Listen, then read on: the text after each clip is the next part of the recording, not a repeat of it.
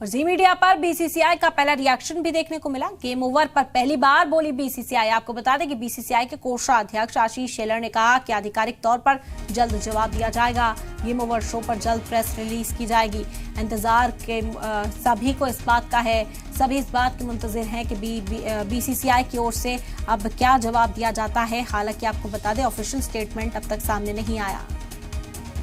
इसके ऊपर अधिकृत बीसीसीआई प्रतिक्रिया देगी, आप उसके बारे में वेट करें। लेकिन इस वक्त हम आशीष शेलार के पास आए हुए हैं। आशीष शेलार बीसीसीआई के जो बीसीसीआई में ट्रेजरर के पद पे तैनात हैं और यहाँ पर अभी वो फिलहाल अपने घर से बाहर निकल रहे हैं। हम उनसे जानने की कोशिश करेंगे कि जो पक्ष है वो हम यहाँ पर लेने की जरूर कोशिश करेंगे। आशीष शेलार आए हुए हैं बतौर यहाँ पर फिलहाल अभी वो जरूर इनसे कोशिश की जाएगी कि फिलहाल जिस तरह का जो भी जी ने सर, चूंकि आप बीसीसीआई से जुड़े हुए हैं, बीसीसीआई के ट्रेजरर हैं, जी न्यूज़ ने जो स्टिंग किया है आपने भी देखा होगा, कई चौंकाने वाले खुलासे आए हैं। मैं बस आपकी प्रतिक्रिया जानना चाहता हूं कि किस तरह से बीसीसीआई देख रही है जिम्मेदारी के तौर पे। इसके ऊपर अधिकृत बीसीसीआई प्रतिक्रिया देगी, आप उसके बारे में वेट करें। लेकिन सर, आप चूंकि हैं ट्रेजरर, मैं इसलिए जानना चाह रहा हूँ बस आपसे, क्योंकि काफ़ी चौंकाने वाले खुलासे हुए हैं।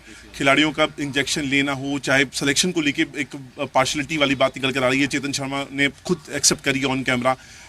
क्या आप बीसीसीआई की अकाउंटेबिलिटी के तौर पर किस तरह से देखेंगे, कितना आप इस चीज़ को देखेंगे?